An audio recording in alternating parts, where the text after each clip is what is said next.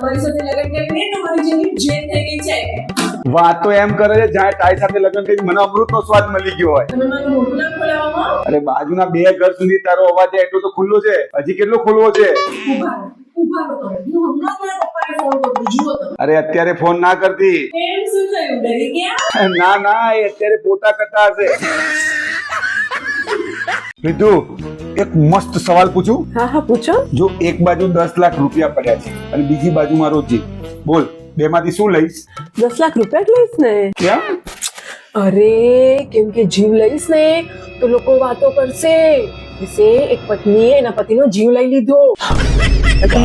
वाह दीदी રીતુ, આ જો મેં 1000 પન્નાની બુક લખી. અરે વાહ. હા, અને એનું ટાઇટલ શું આપ્યું? મારી વાલી પત્ની.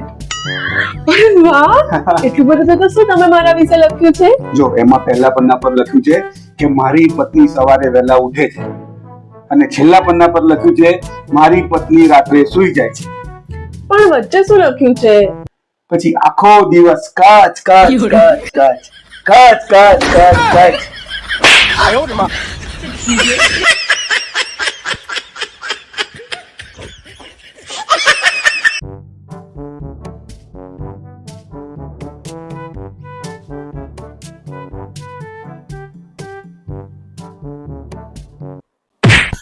કોણ છે?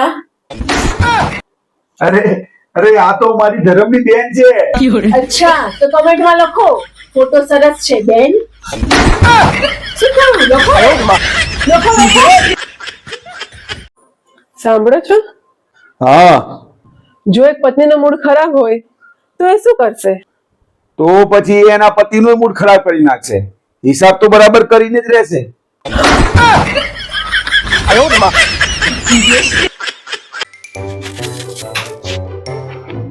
તમે તો કઈ બોલતા જ નથી. હું જ ક્યાંની બોલે રાખું છું. તમારા મોઢામાં મગ ભર્યા છે કે શું? તો તમે તમારી વાત પણ સાંભળતા નથી. પણ હું એમ કહું છું કે હે મારા ભગવાન, હવે તો તમે મને બોલવા પણ નથી દેતા. ભગવાન, મારે શું કરવું? આ ઘરમાં મને એક બોલવાનો પણ હક નથી. उठा ले रे बाबा उठा ले मेरे को नहीं रे હે ભગવાન, મારા પતિને સદબુદ્ધિ આપજે તેથી એ જીવનમાં પ્રગતિ કરે. હે ભગવાન, મારા પતિની એક આંખ ફોડી કાઢજે તેથી બીજી આંખે એ ફક્ત મને જ જોવે. ये भगवान क्या जुल्म है હે ભગવાન, મારા પતિનો એક કાન બેરો કરી કાઢજે તેથી બીજા કાને એ ફક્ત મારી જ વાતો સાંભળે. હે ભગવાન, બસ બસ, ભગવાનને પોરો ખાવા દે.